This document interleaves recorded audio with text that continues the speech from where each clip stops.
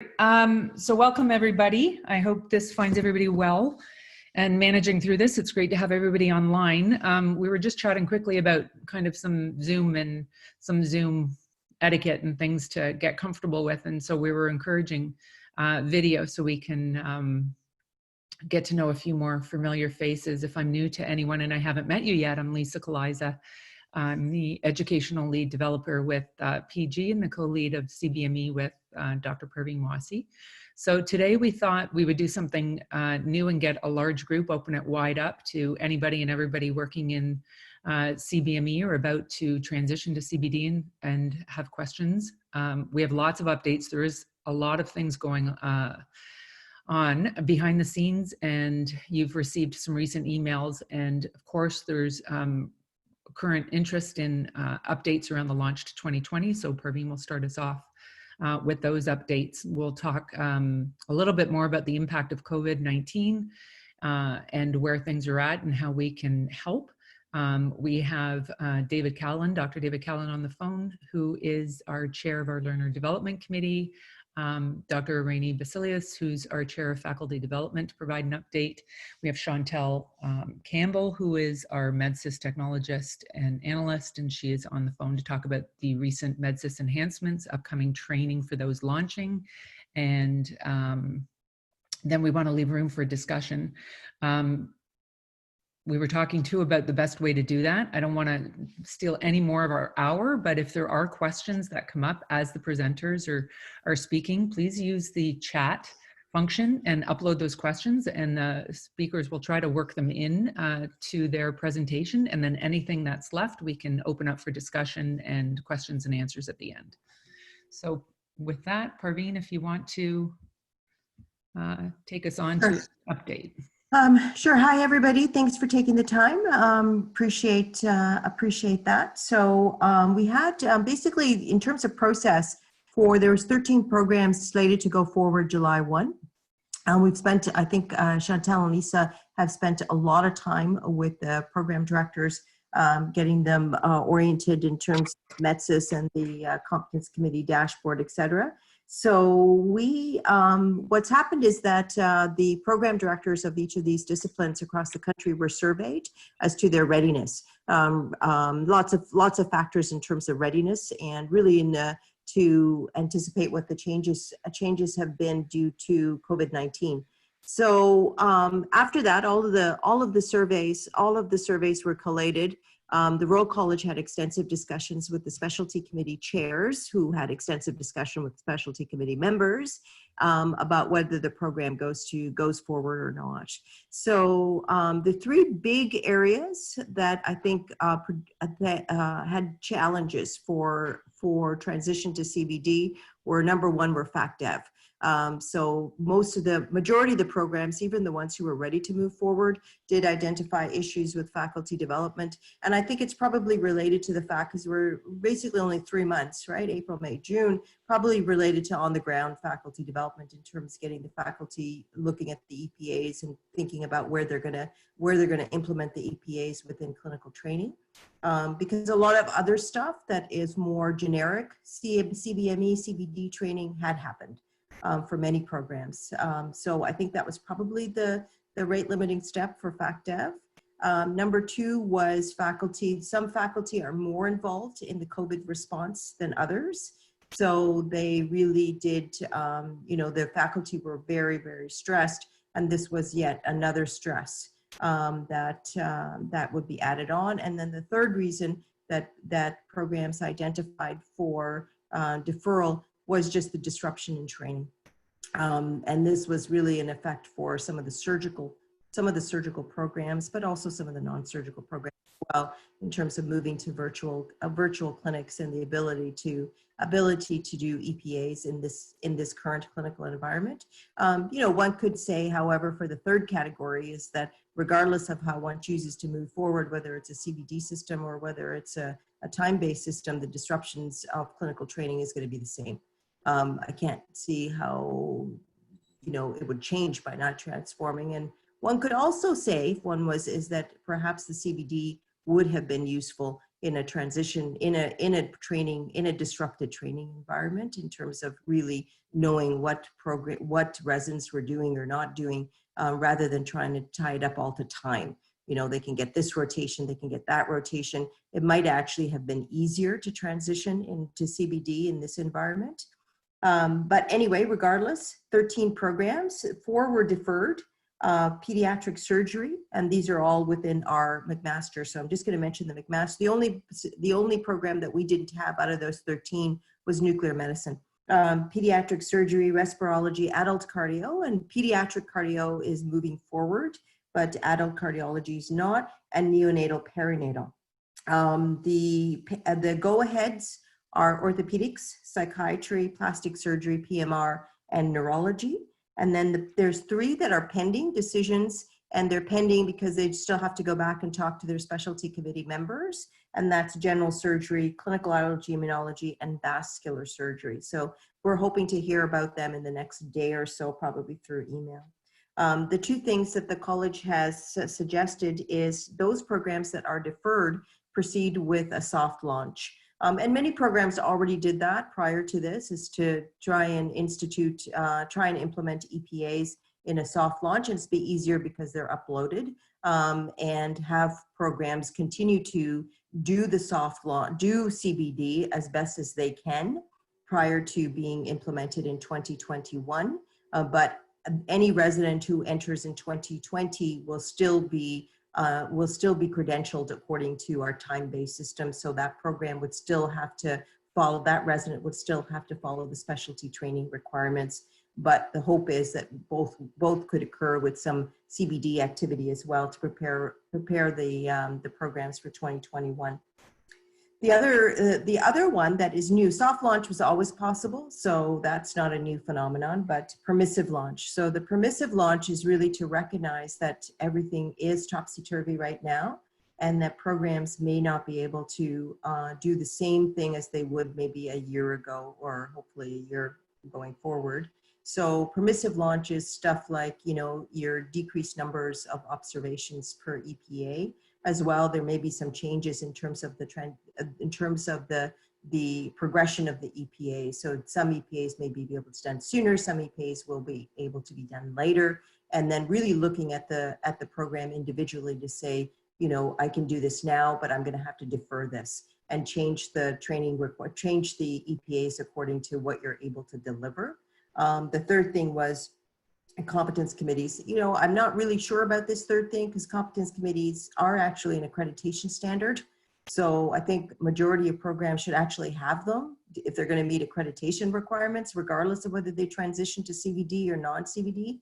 So, you know, the college just said you don't have to have it ready, but I'm just going to say you do have to have it ready because it is an accreditation standard. So the actual language of the standard says competence committee or equivalent. So if people have an assessment committee where they review assessments, that is from an accreditation perspective, that's fine. The other thing with the permissive launch is those people that are going through an accreditation activity. So some of our programs are going to an external review in the next few months, is that the college will actually, none of them that are actually launching, but some that are actually in CBD already would be permissive in that accreditation would take into account the disruption due to COVID and be lenient. So if you don't have all of the EPAs, if observations are decreased, the competence committee is only met once, or you haven't been able to make decisions on promotion because of the training environment, then that will be taken into account in any accreditation decision. So that's really all I have from the Royal College. I think they have been, just a plug for the Royal College, have been very receptive to the concerns raised by program directors and by specialty committees about what impact COVID has had. They've also released a document which I will circulate to all of the PDs who can circulate to the CBD directors as well, is about what kind of things what kind of flexibility is in a time-based program and a flexibility in a CBD-based program. And they've done a principles document where if you can do an EPA in a non-traditional rotation, if you can meet the objectives, the big lesson there is flexibility is important, one, but number two is they have to actually meet, you have to actually still graduate residents that are ready to practice independently. And then thirdly is documentation, documentation, documentation. So we're going to make a decision about that this EPA is going to be done on a non-traditional rotation, and competence committees are making decisions based on less than optimal information. The documentation must be there, that this is why the decision has been made. So I think those are probably the three big things, but it does provide a really nice roadmap and a principles document. It's not prescriptive. It just gives helpful ideas of how people can manage during COVID, both for time-based programs and for CBME, CBD programs. That's it. I'll send that around afterwards. So just to add a little bit about our local preparedness and moving forward with those programs that we'll be launching, and working with programs that are already in transition and feeling effects of COVID. We did send out a guidelines for assessment of learners in PGME document April 6th. It's uploaded to the CBME site and the PGME site. That's there for you. We've also sent out for circulation an academic development rotation with junior and senior medical resident IDers, as well as a virtual medicine rotation with IDers as well. So if you had questions about those, you can contact the office, but they're posted as well. And so we'll move on. Oh, just one other thing in terms of our readiness around MedSIS. There was a very strong feeling with the programs that were scheduled to transition of readiness locally. There's a lot of work that was done. So we do want to continue to support and work forward so that we don't lose momentum. And we will continue to keep in close touch. MedSIS, you'll hear more from Chantel later, but we have done a phenomenal job of keeping all of that on track, and actually have a good benefit of having our own system to be able to do that. And work at our pace. So the programs have been uploaded, built into MedSIS, and training will proceed through May and June as originally planned. So our next update, unless we wanted to have field questions or have any more discussion around the impact of COVID or anything for Perveen. You can raise your hand, just ask out loud, or record one in chat.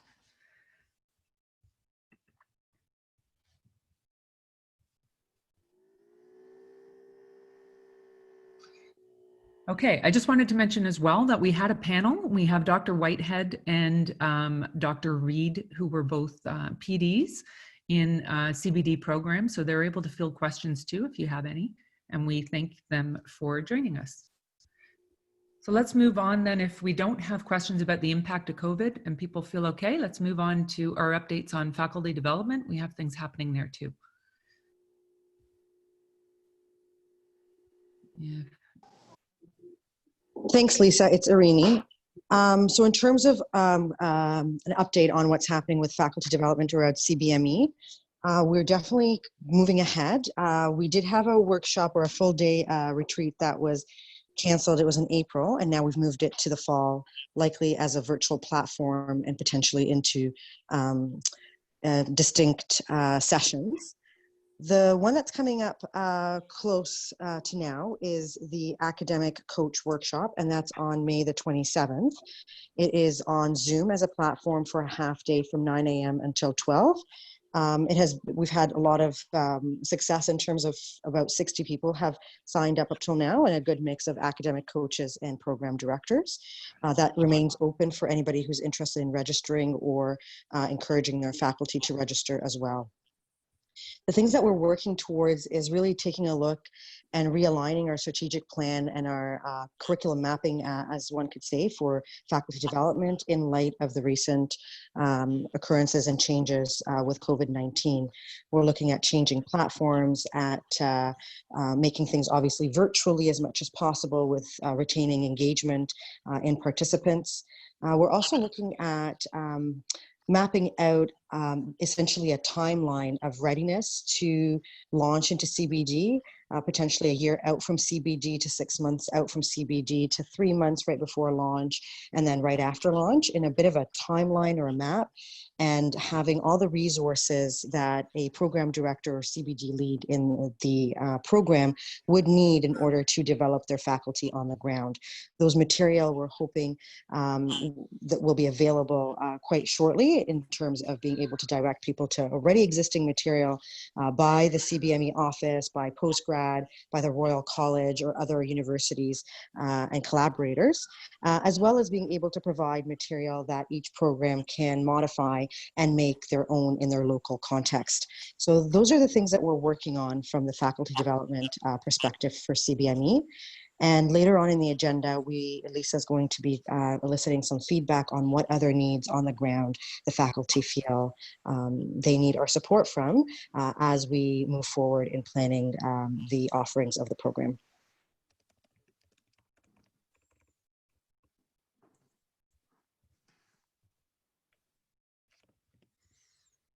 Anyone can use the chat function if you just wanted to list any ideas for CBME faculty development. We can capture it from there. And that's right. Cynthia just chimed in and said that Robin Mackin, one of our senior pediatric residents, is presenting at Grand Rounds about the role of the academic coach. It coincides nicely in and around the time of the academic coaching workshop. So will likely serve as a really nice introduction and whet people's appetites. I will ask Cynthia perhaps to send us the date and the details, or if Robin is on the call as well, to send us that information. And I'm sure we can disseminate widely. That's excellent. Great timing. Just a little plug about the retreat as well. The curriculum's been developed. It was a full day. We are going to move it into a series of webinars. It's case-based. The theme was good data in, good data out, with some exploration of how to use the MedSIS enhancements and the system to capture good data in a way that really presents comprehensive data for decision making. And part of that is competency committee mock case to walk through some of the factors that affect decision making by the group. That'll probably be September, October. Some of the feedback from those programs transitioning in July was that later in the fall, like September, October, would be helpful for them, having been 3 years or 3 months into their transition. Comment, just stop here for 1 second. The OTL platform has been really useful for observing trainee recently without being too obtrusive. So the use of OTN has been helpful for virtual medical care. And we did add to the guidelines that it is the recommended platform in terms of privacy and security, as well as teleconference. Did you want to add something, Parveen? Sorry, I thought you were looking to speak. Oh, no, I'm sorry. I'm just, yeah, no, I don't. I think there's been issues with getting access to OTN. I'm not really up to date on that. So if anybody, for residents, if anybody has any comments, please feel free, but it's really for patient care and it's the protected password. So protected site that's for the hospital's perspective. So I don't know if anybody has any comments about their own experience because I'm not up to date on that. So can I jump in, Lisa? Would that be okay? Yeah, absolutely.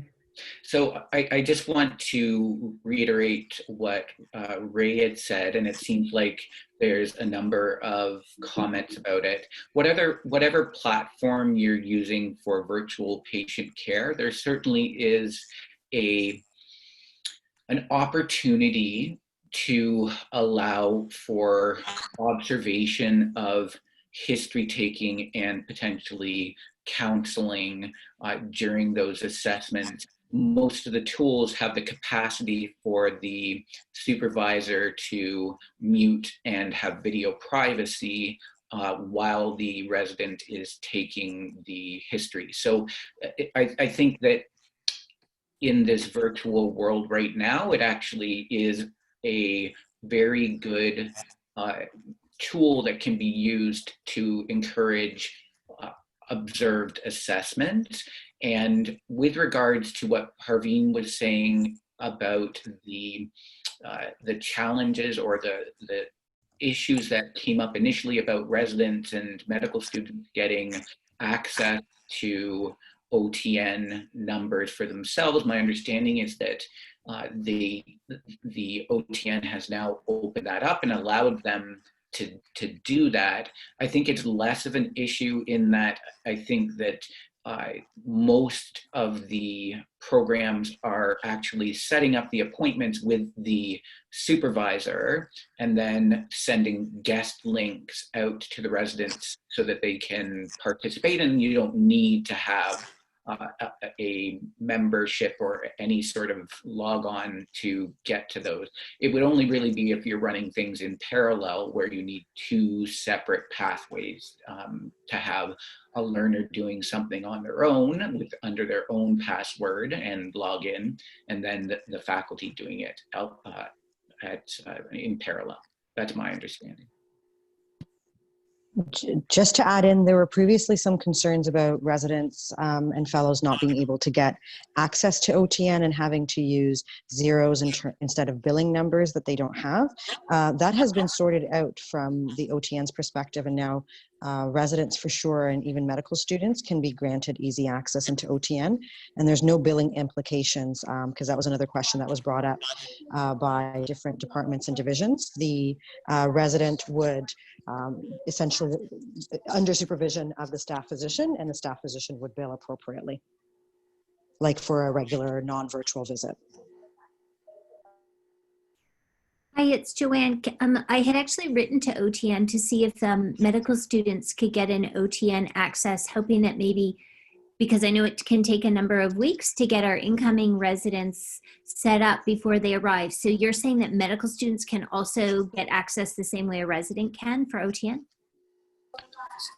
So actually, I just see a chat from Blake, and he sent some information about how residents can access or get their One ID, and it's a separate mechanism for medical students. And I think if you look at the chat, Blake sent a link. And that's the one for medical students, not residents? Residents, it says. Residents should be able to obtain One IDs through their Okay, sorry. My question was specifically about medical students. Our residents are set up. Just hoping to get the incoming students set up before they arrive. I'm just going to jump in for 2 seconds. There is a separate spot for medical students. They have a separate form now for medical students because they don't have access to One ID. But they have a streamlined process where you're supposed to be able to submit a form for them to get a OTN login. Okay, thank you. There's information in the link I sent. Thanks. That's great. Okay, any other questions before we move on? Irene, did you have anything more? Shall we move on to learner development? No, all good from my end. Okay, great. Dave. Thank you, Lisa, and thank you to all of you guys who have come to this video conference. So I'm the current chair of the Learner Development Committee for CBME. So I'll be succinct in terms of summarizing the committee. Its intent is to really train our learners about functioning in a CBME CBD world, and it is really focused on learner development and understanding what their needs are. So what we've done is we've actually broken the committee into 3 subcommittees that are targeting different levels of learners. So each of them have their own individual needs. So there's the learners who are medical students now coming into a CBME program or a non-CBME program.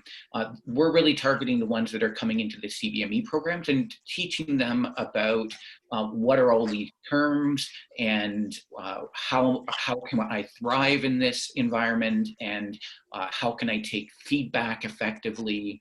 And so Vicki Brakey is the faculty who is leading that group of residents, and hopefully we will be sending out to all the program directors some links that they can share with their incoming resident, or we may end up sending it out to your incoming residents by themselves to their email addresses about hey, here are some things about CBME. Here are some residents that you can talk to if you have questions about it. So that incoming cohort. There's also the residents who are in the programs that are just switching to CBME. So these are the ones who are really going to be acting more like faculty. They're going to be supervisors.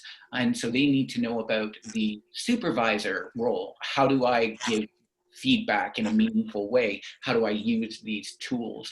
And so we have a committee led by Lisa Van Hooligan. I can't say her name. My apologies. But she is leading this committee, focusing on those residents who need to become essentially CBME supervisors. And then we have a third committee, which is really focusing on those residents who are already in, so the programs that have already gone to CBME, and looking at the residents who are getting the assessments and giving the assessments and getting tips from them, maybe sending them out some information about, again, feedback, and answering any questions that they might have as well. And so that's our goal. We also have separate a committee that is a resident only committee. And this is really kind of our on the ground feedback from residents from both CBME programs and non-CBME programs. And those, so there really should be representation from all the different programs across McMaster. And it's currently being led or co-led by David Sands and by Spencer Van Mill.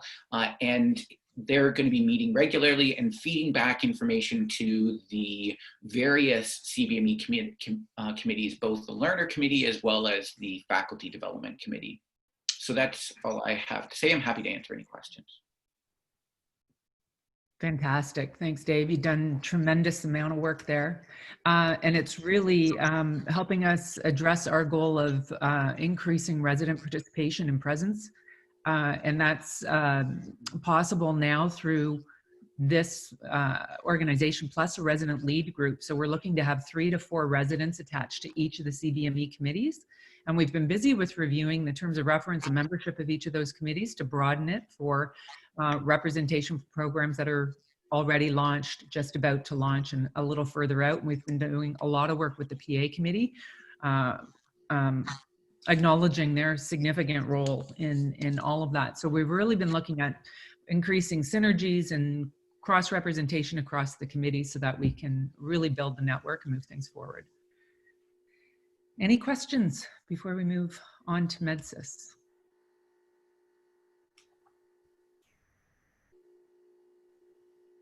Okay, so lots of work has been done. Chantel Campbell will share more. She's just been fantastic in being very accessible to programs and connecting directly with those that are ready to launch.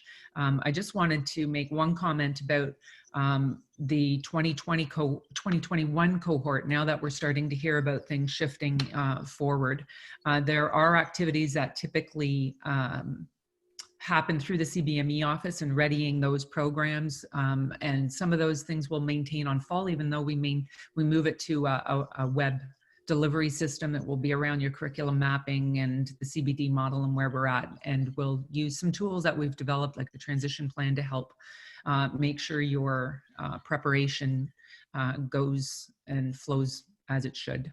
So Chantel, if you want to take us through MedSIS and all the enhancements. Good stuff going on there. Thanks, Lisa. So yes, my name's Chantel, and I am one of the analysts that works with MedSIS, and my role is to help folks onboard their programs to the MedSIS platform and then provide the ongoing support moving forward, and then keeping note of any enhancements and getting those put into the system as we move along. Just an update in terms of where we're at with programs. The only program I haven't touched base with is plastic surgery, if anyone from there is on the line right now. And that's only because it was the last set of EPAs that I received from Royal College. They're being worked on right now, hopefully finished early next week. And then we can meet up and go over some program specific stuff. But all of the other programs I've had a chance to reach out to. In terms of training, I think Allison sent out an email just prior to this about kind of how the format of training would go. So last year, we actually had the opportunity to have folks come to our computer lab on McMaster campus and have some hands-on training. We had coaches and PDs and PAs, and everybody could kind of log in and we could go through the module step by step.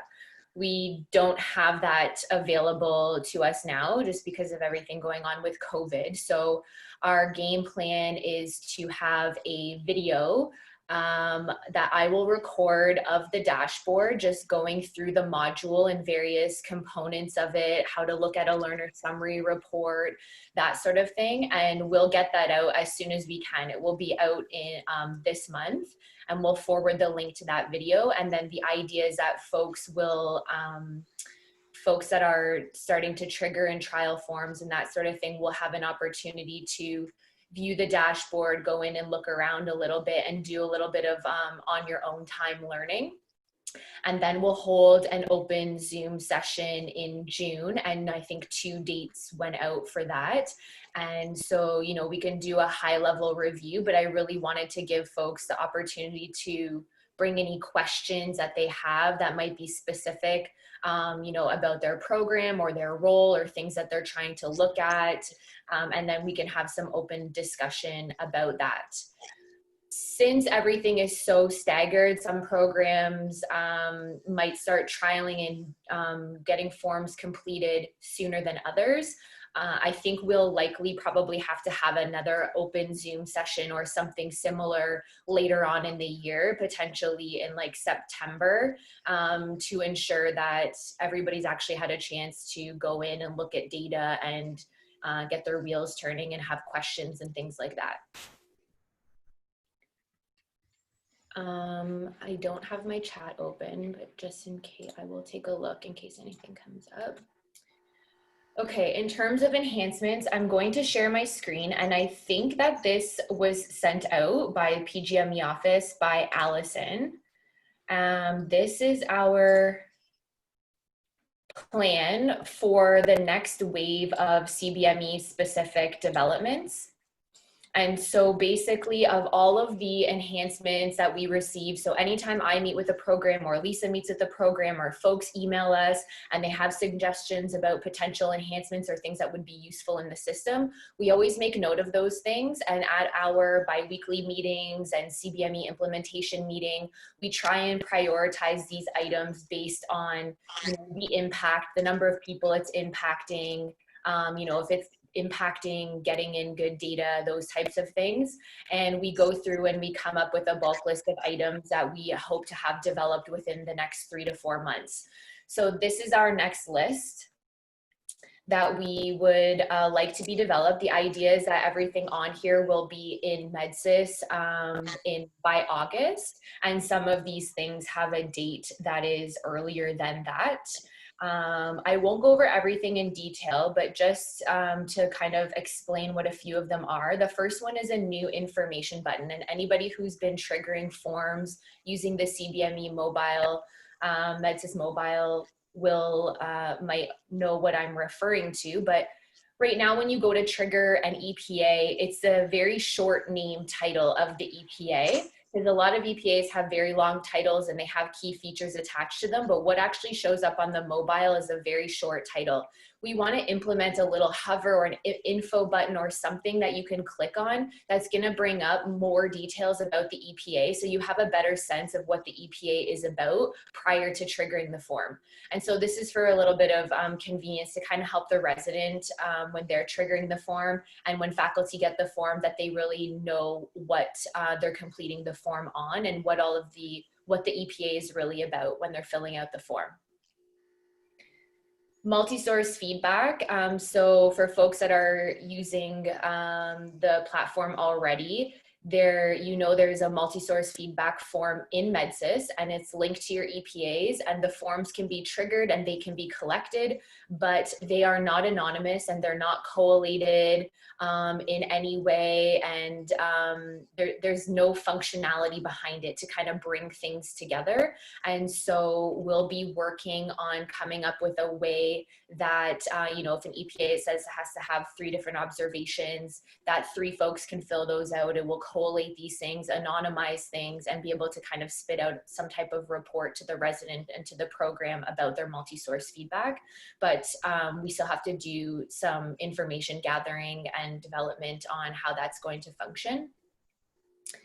The next 2 things I really won't get into. It's basically added functionality for the dashboard to be able to track more advanced requirements.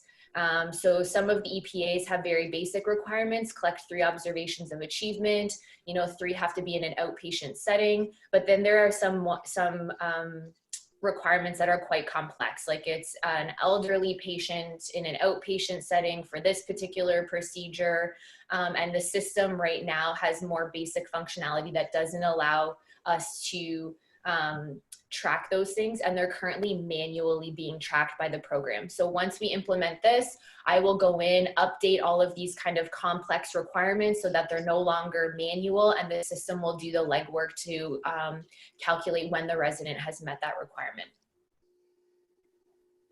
We're also adding some more filters to our other assessments tab. So in the CBME module, there is a tab on an individual learner basis, and it's called other assessments. And this is pulling in all of their ITERs, WBAs, procedures, if you're using the procedure activity log.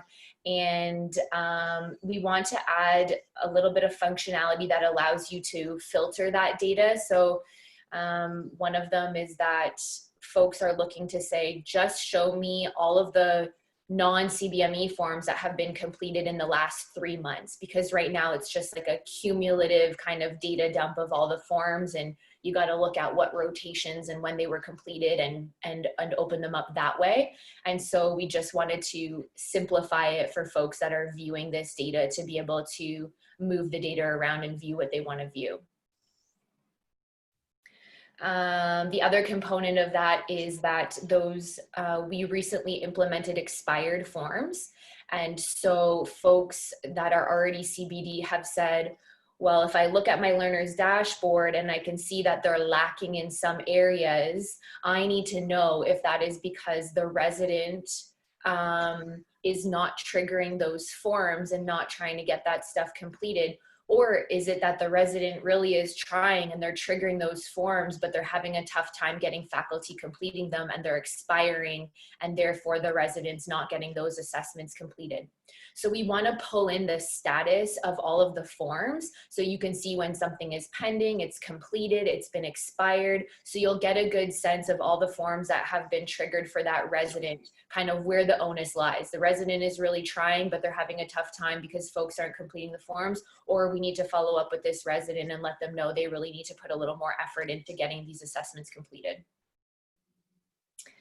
Another big one is the passive or one-step submission on the CBME forms.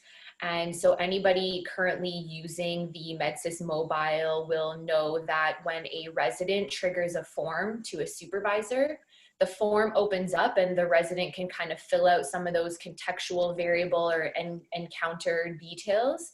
And then they have to email that form to the supervisor. So there's a button that says send to evaluator and goes to the supervisor. And we're basically taking that step out so that the resident can just pass over their device to the supervisor and it can all be submitted in one step. And we'll basically have, for security purposes, we'll have an email once a form is submitted. A follow-up email will go to the supervisor just as an FYI to say an assessment form has been completed out under your name. You know, the form is attached. If it was not you that completed this form, please contact, you know, whoever we decide is going to have to get those emails. And then there is the learner summary report. And one of the biggest asks that we have for that is to be able to pull the learner summary report by date range. So for anyone who doesn't know what the learner summary report is, there's a button in MedSIS that allows you to pull in on an individual learner basis all of their data that is in MedSIS. So an aggregate of ITERs, aggregate of all of their CBME forms, WBAs, and pulls in their attendance at academic sessions, that sort of thing. The issue is that it's cumulative. And so again, it's folks just want to see, show me what's been completed in the last 3 months. I don't want to have to dig through all of this data to find out what's been completed when. And so that's something that we're working on as well. There are other enhancements to the learner summary report where, again, we're just trying to build more flexibility in how you see the data. Some folks want to see an aggregate version. Some folks want to see collated version. So we're hoping to, you know, keep layering on top of those functionalities to make the report really diverse and flexible in terms of the data that you're viewing. And then last, which I don't have on here, it's not an enhancement, but it's part of a new module. And so we're developing the family medicine CBME module for them. They are actually going to be going live with it soon in the next week or so. And a piece of the puzzle that we're working on for them was what we're referring to as a competence committee dashboard. And so we kind of took a step back to look at that dashboard and think about how could this be useful for Royal College programs as well. And so we developed a working group, and I think Lisa and Allison sent out emails to some folks and tried to gather a group, and we basically had 2 meetings scheduled. One was last week, one I think is happening again this week. We had a draft of what we envisioned based on what family medicine told us that they would need. And then we met with this group and we got some feedback, and then we'll meet again and get some more feedback. And then we will be developing that hopefully by August as well, is our timeline. And anytime new functionality comes out or enhancements come out, emails will come out from either MedSIS or PG office, and we'll have documentation updated and that sort of things to help you understand how that new functionality works. In terms of this dashboard, it's basically a dashboard that has all documentation and components of your trainees' competence committee review meetings, all housed in one place by review. So you can easily see everything that went into each review for that learner. And again, we're making it very flexible. Each program can, you know, configure their own reviews and have their own, you know, pieces of the puzzle that have to go in their review. And so we'll be sharing that once we kind of nail down some of the details on that. We will share that with this group as well, so that you know exactly what's coming. And I think that's it for enhancements. I'm just going to go over to the chat to see if there's anything. Yeah, we can resend the table of the enhancements out. I think Lori had requested. No, that's no problem to do that. Okay. I have one question in here. Can I comment on mark as approved versus mark as achieved? Okay, so folks who haven't launched yet might not be as familiar with this, but for folks who are already using the CBME module, each EPA has a status. And so it starts off as pending, and once forms start getting completed, it goes to in progress. Once the resident has completed the requirements for that EPA, the status will turn to ready to review. And it's just a little like indicator for the competence committee to know, okay, this resident has completed everything for this EPA. Then the EPA, once the competence committee meets and makes a decision that this EPA is achieved, then somebody manually has to go in and mark that EPA achieved. So either the program admin, program director, competence committee chair, or someone on the committee who's assigned to do that would mark it achieved. Those decisions then have to get ratified at your RPC, And once your RPC approves those decisions, the EPA and MedSIS then has to be updated and marked as approved, again, by either PD, PA, Competence Committee Chair, to do that. It's like a two-step approval, goes to achieved and goes to approved. Okay, enhancements will be sent out. Enhancement features or action will make review process easier. Perfect, fantastic. Hover feature to see more details. The status of the triggered EPAs, including expired and once the feature especially. Okay, perfect. Okay, I think that's all the questions unless anybody else wants to chime in. We can still take some and address them later for sure. Yeah, and then again, like if it's anything specific to MedSIS, our email is medsis@mcmaster.ca, and anything that has to do with CBD will automatically get sent to me. So happy to answer emails offline as well. That's great. So that's the process of how these enhancements come about, right from the programs that are using it. And so we do regular reviews of questions or issues that come up and prioritize those enhancements. And there's committees that do that and vet that through. So please share anything. And we'll take a look at once the enhancements are in place, we'll be able to showcase them in the retreat in the fall and then get some user feedback. A couple other things that happen with MedSIS, we'll be adding a procedural form and a procedure log. That's going to go into the broader MedSIS module, not just within the CBME, but those are forthcoming in the fall too. And we made a change to the O-score anchors, a slight adjustment more to the verbiage. And that was vetted through the CBME implementation and executive committee. Those changes have already been made on the O scale inside MedSIS. You probably already noticed that, but worth mentioning. Any questions coming up in chat? Just a couple other things to share that are coming down the pipe, as well as the RC will be sharing virtual teaching and learning resources. Those will be forwarded and uploaded to the CBME site.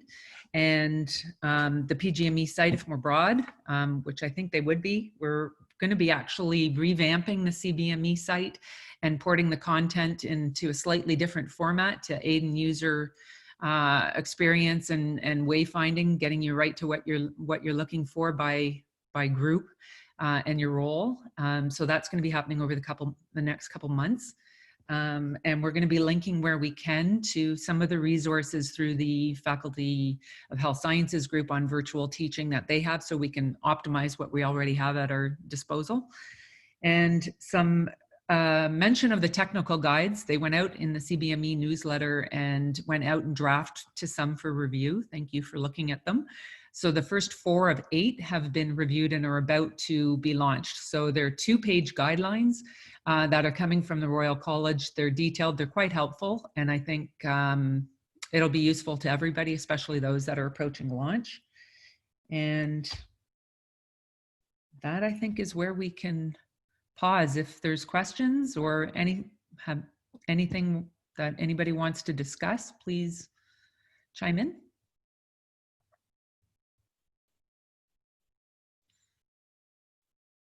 Okay, so everything, the session was recorded today. If it worked out well, we're going to share the link. We'll capture the details. Oh, Dave, sure. Sorry, I put it on the text link, but I'm just wondering, while we have them online, it would just be maybe great to hear from some programs that have actually been running it, and just a quick synopsis of maybe what are the highlight best things about it and highlight the most challenging things about it. I don't know if people are wanting to hear that, but I would be interested. Yes, thank you. Sorry, similarly from my end, if people were wanting to just also parallel that with what faculty development needs that they feel on the ground are lacking, that we could work on kind of imminently and urgently as a Fac Dev committee for those programs who are either still set to launch in July or those who have been deferred, really anybody, that would be very helpful in terms of aligning things with our strategic plan. Thanks, Rainey. So Lori, Joanne, anybody want to contribute some, from their experience, tips for those about to launch, addressing COVID challenges? It's Lori here. Probably the most important thing is getting the residents engaged, and we found that they were sort of the driving force between CBME and reality. So that was really helpful with our own resident development committee. From the faculty development end, we found a bit of a challenge, but quickly honed into the idea that smaller groups of faculty with a facilitator work better than large groups. So at the individual 3 hospital sites, we would have someone who would go and facilitate a meeting at lunch, like a lunch and learn, where the faculty could show up. And of course, they can't all show up the same day, so they had to repeat it every couple of months. And we took attendance as well, so that we made sure that every faculty member who was attending on the CTU eventually got 3 separate sessions. So that was quite a challenge, but we found that we had to do that in order to capture everyone. Now in smaller programs, it won't be that difficult, but I would suggest that if your faculty are sort of a bit shaky about what's happening, bring in somebody who's a good facilitator who's gone through it, and have them sit down with them and answer their questions, and have them there if you know, with their cell phones, and just go through a few sessions. Just some familiarity with the whole process improves so much. That was another thing. I guess the other big issue that I'd like to say, and it looks like Chantal and the committee has addressed this by having the one-step authentication, and the one-step EPA is going to be a huge difference, I think. So we're really pleased that that's going through. So that was quite a barrier because of the short, you know, the time expiration date. A lot of faculty not responding to the emails, or the emails somehow don't get there, or they're too busy to fill it out or whatever. But to have it all done on the spot, the EPA completion is going to be a major thing. Yeah, I can. Oh, sorry, somebody else there.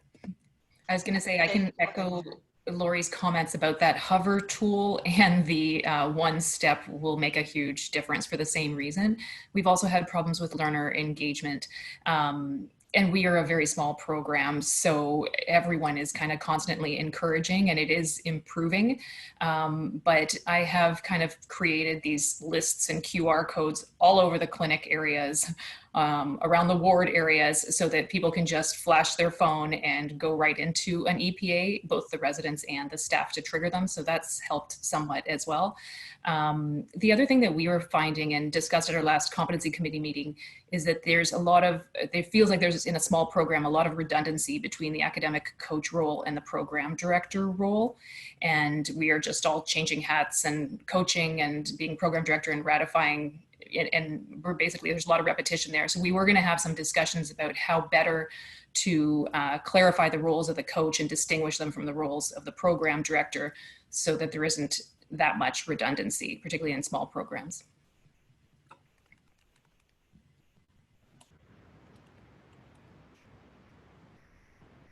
Hi, everyone. I'm Diane Reed from otolaryngology. So we've been in CBD for quite a while now, since 2017. I was program director for a while at the beginning of the launch, but not anymore. One of the things that I felt that was really important is, so we know that our residents, they drive a lot, the CBD. I mean, they're the ones that are going to be driving the EPAs. So at the beginning, the first few months of their, you know, when they start, I think it's very important that they have a really good orientation on, you know, what CBD is, how does it work, the importance, you know, of, you know, triggering those observations. So if the resident knows exactly what they need to do, and we know they're going to be really keen and on board, that's very, very important. In terms of, I mean, we are a surgical program, so in terms of faculty giving direct feedback, we've been doing direct feedback for a long, long time, you know, on surgeries, because we're right there observing them directly. The thing that I found that it was a little bit more challenging for surgical program was to get the EPAs done and, you know, achieve within the clinical setting. The other thing that I wanted to bring up, not every program are using, academic advisors or coaches. We did from the get-go, we had academic coaches, or some of them call them advisors. And I find that it's very useful, mostly on making sure that, residents are working around their EPAs. I think it was Mary who had just mentioned that, defining the role of the PD versus the academic coach. So having that coach work more maybe on getting those EPAs accomplished could be one of their important roles.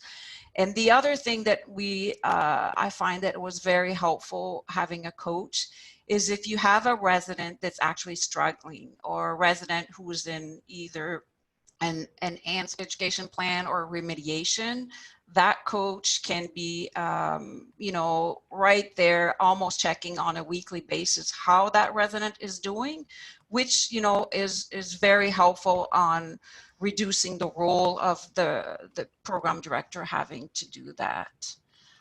So I think those are mainly what summarizes our experience. And of course, just like even on the normal traditional programs, you're going to see some faculty that are more on board than others. That's pretty much the same that you'll see with the CBD.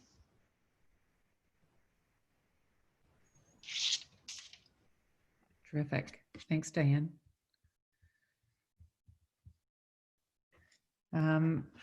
Thought of one other thing that has come up on discussions at the Leads with the College was they're very open to receiving feedback about from PDs or others about any misalignment between your EPA and your entrustment scale, or if there are contextual variables that you feel are redundant or problematic in any way. It's come up a number of times, so they're actually looking for feedback. So if you are having any experience around any number of EPAs or contextual variables, to share that forward with your specialty chair. They're looking at that now. Okay, I don't see any other questions here, and it's just going on 1 o'clock. We're right on time. So we've recorded the session, we'll send it out, and the highlights of today's session will go out in an e-newsletter. I've been delaying it because we wanted the final decision from the college around those programs that are transitioning. So we'll put all of that in, links to the resources we commented about, and provide that update soon. So thanks for joining everybody today, and have a great rest of your afternoon.